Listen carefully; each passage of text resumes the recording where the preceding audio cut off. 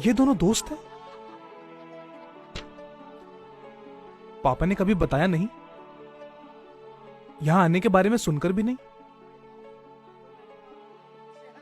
ये यहां पहले आ चुके हैं क्या? जी साहब, मोहनलाल जी आज कई सालों बाद यहाँ आए हैं। एक बार वे तब आए थे जब वो आपको यहाँ से अपने साथ लेके गए थे।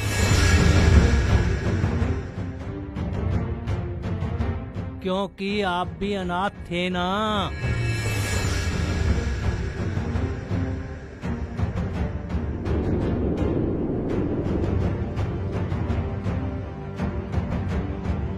अनाथ?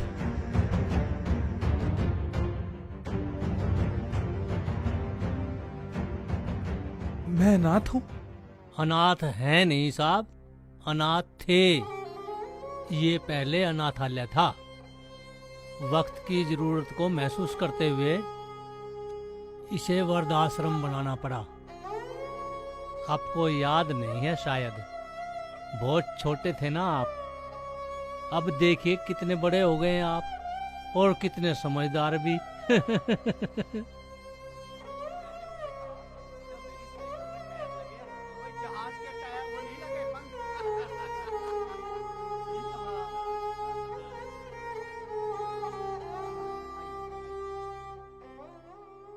बेटा, कमरा तैयार हो गया? बड़ी थकावट हो रही है। सारी रात यहाँ आने के बारे में सोचता रहा ना, बस नींद ही नहीं आई। अब तो यहाँ आ गया हूँ, थोड़ा आराम कर लेता हूँ। जी पापा।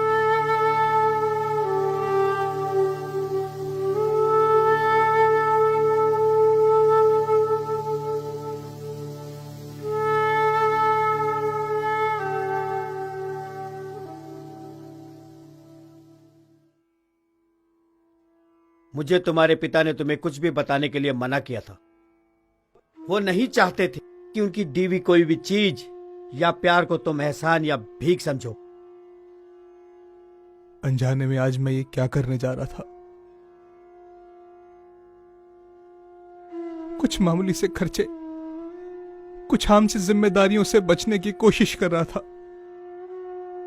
अपने घर में रोज उस भगवान का तो शुक्रिया अदा करता रहा जो बस मेरे मंदिर के अंदर था। पर उस भगवान को इज्जत भी न दे पाया जिसने मुझे अनाथ को अपनाकर कभी महसूस तक नहीं होने दिया कि मैं अनाथ हूं। हमारे यहाँ कई लोग आते हैं, कोई अपने बाप को यहाँ लाता है तो कोई अपनी माँ को। हम भी उन्हें यहाँ जगह दे देते हैं क्योंकि हम जानते हैं कि अगर हमने उनको यहाँ नहीं रखा तो बेचारे भटकेंगे। कई बूढ़े जो यहाँ नहीं पहुंच पाते तो कोई रेलवे प्लेटफॉर्म पर पहुंचता है या सड़क के किसी किनारे भीख मांगता नजर आता है। अरे क्या कसूर है इनका? मुझे बहुत बुरा लगता है झुके हुए उन कंधों को देखकर जिन पर अपने बच्चों को बैठाकर इन्होंने कई बार लंबी सैर कराई है। देखकर बहुत बुरा लगता है उन कांपते हुए हाथों को जिन्होंने अपने बच्चों के नन्हे नन्हे हाथों को पकड़कर चलना सिखाया, लिखना सिखाया। बाप की उंगली पकड़कर जिस बेटे ने चलना सीखा, उसी बेटे ने बड़े होकर बाप की लाठी बनने के बजाय उसे बेसहारा छोड़ दिया।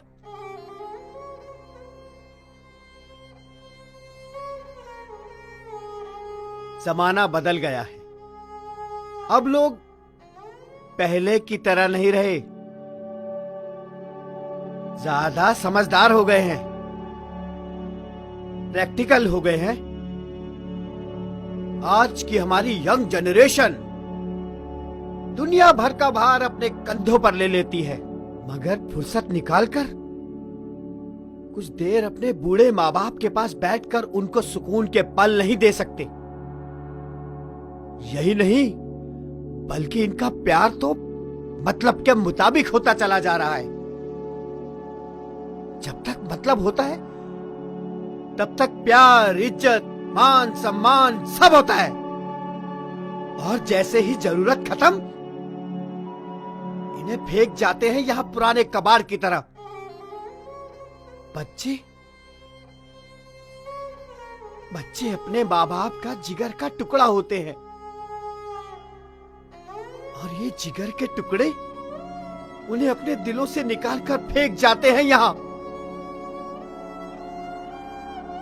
माँ बाप अपने बच्चों को दुनिया में जीने के काबिल बनाते हैं, मगर कब वो खुद ही अपने बच्चों की दुनिया से बेगाने हो जाते हैं पता ही नहीं चलता। इस चोट के जख्मों से मिले आंसुओं को पोंछते पोंछते उनकी आंखें सूख जाती हैं, और इंतजार करते करते वो आंखें एक दिन हमेशा के लिए बंद हो जाती हैं।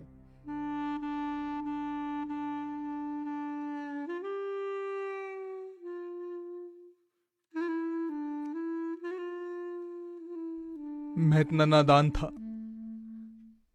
कि उनके दिए प्यार को हमेशा उनका फर्ज समझता रहा। फर्ज? क्या आप अपने फर्ज के बारे में जानते हैं? बुरा ना मानिएगा, मैं आपसे पूछना चाहता हूं, क्या आप जानते हैं कि आपको दिया गया आपका नाम, आपकी इज्जत, यहां तक कि शायद आपका रहने वाला वो मकान आपका नहीं बल्कि आपके माँ बाप की देन है। बुरा इस बात का नहीं लगता कि लोग ऐसा करते हैं, बुरा इस बात का लगता है कि इन लोगों में ज्यादातर बच्चे वो हैं जो आज इन्हीं माँ बाप की बदौलत किसी मुकाम पर खड़े हैं, अच्छा पढ़ लिख चुके हैं, अच्छा कमा रहे हैं, मगर बस उनसे माँ बाप की सेवा का बोझ उठाए नहीं उठता। माँ बाप कोई कबाड़ नहीं, बल्कि बच्चों की जिंदगी की वो नींव है जिनकी बदौलत बच्चे हमेशा मजबूती से खड़े रहते हैं। अभी भी देर नहीं हुई, अपने पिता को उतने ही सम्मान के साथ यहां से ले जाओ जितने ही प्यार से वो तुम्हें यहां से लेकर गए थे।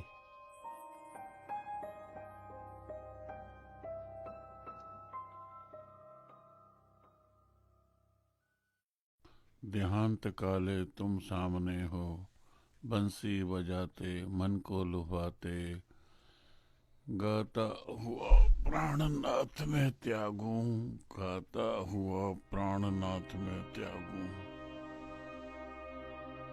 बंसी बजाते मन को लुभाते, गोविंद हरे माधवती, जय गोविंद हरे मुरारी, हरे मुरारी, हरे बाप, बेटा क्या हुआ बेटा? तू तो बच्चों की तरह रो रहा है, क्या हुआ तुझे? हाँ? मत रो बेटा, नहीं मत रो, मत उठाइए मुझे बेटा। सोच से तो मैं पहले ही गिर चुका हूं, अब तो बस ये आंखें और सिर ही झुकते हैं। ना बेटा ना, ना रोते नहीं है? क्या हो गया तुम्हें?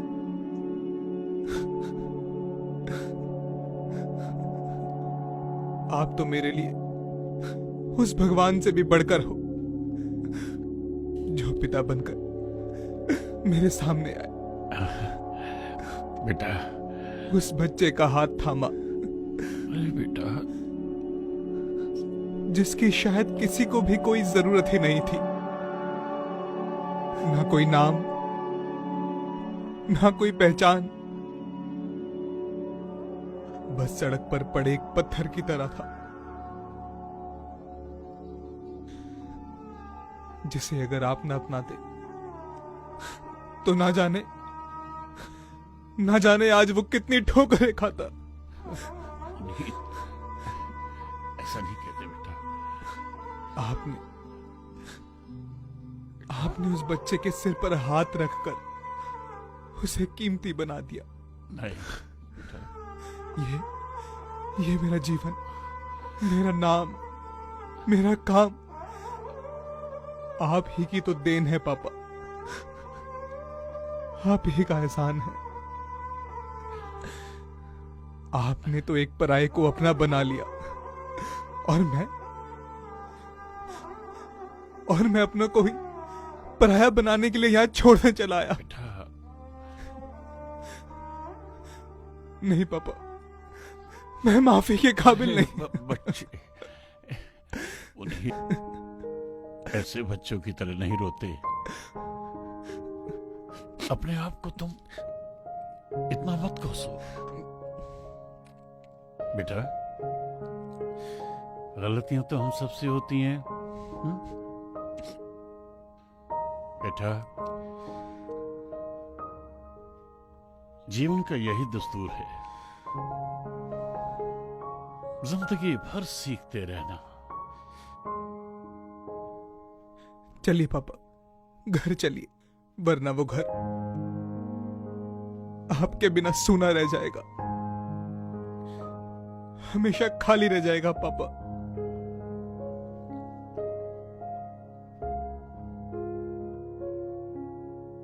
पर बेटा, तुम्हारा प्रमोशन, उसका क्या होगा? और तुम बेंगलोर कैसे जा पाओगे? नहीं पापा, मुझे ऐसा प्रमोशन नहीं चाहिए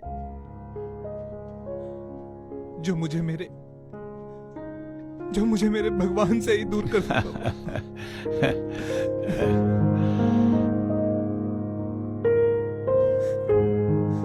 आपके आशीर्वाद से आज यहां तक पहुंचा हूं। अगर ये आशीर्वाद साथ रहा ना, तो कहीं भी आगे निकल जाऊंगा। चलिए पापा, चलिए। चल।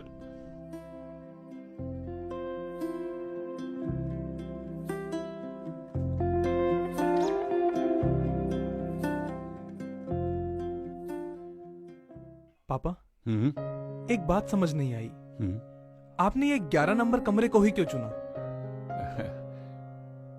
बेटा, कई वर्षों पहले खुशी के रूप में मुझे तुम इसी कमरे से मिले थे। कहीं ना कहीं मुझे यकीन था कि ये कमरा मुझे मायूस नहीं करेगा। तो इसका मतलब आपको मुझ पर यकीन था? बेटा, इस कमरे से और तुमसे भी ज्यादा मुझे अपनी परवरिश पे यकीन था कि वो कभी भी गलत नहीं हो सकती। चलिए बाबा।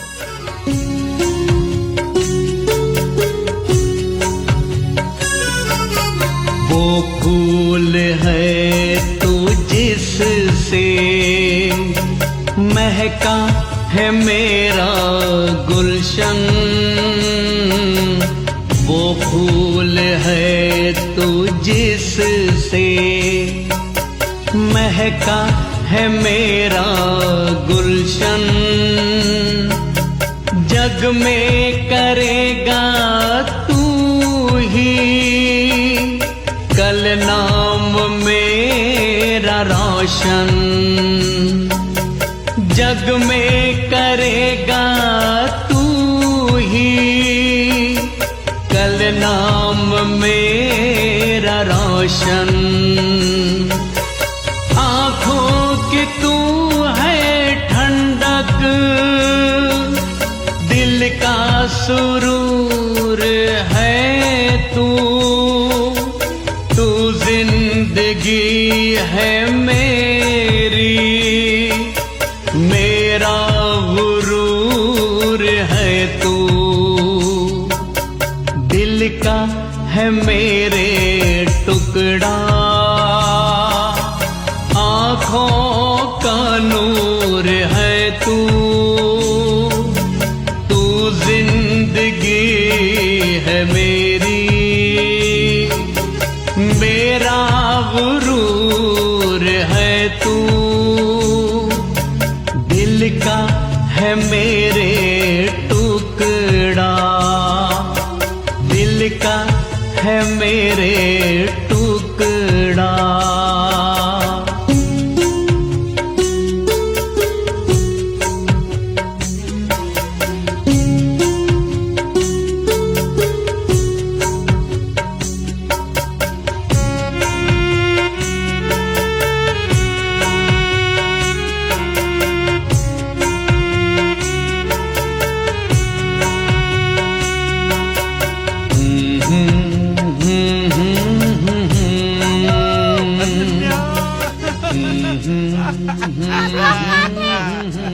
मेरी प्यारी बच्ची,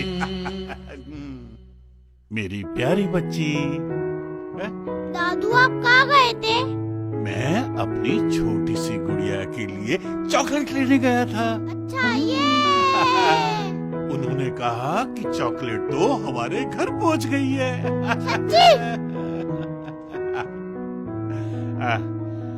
जीते रहो बेटा।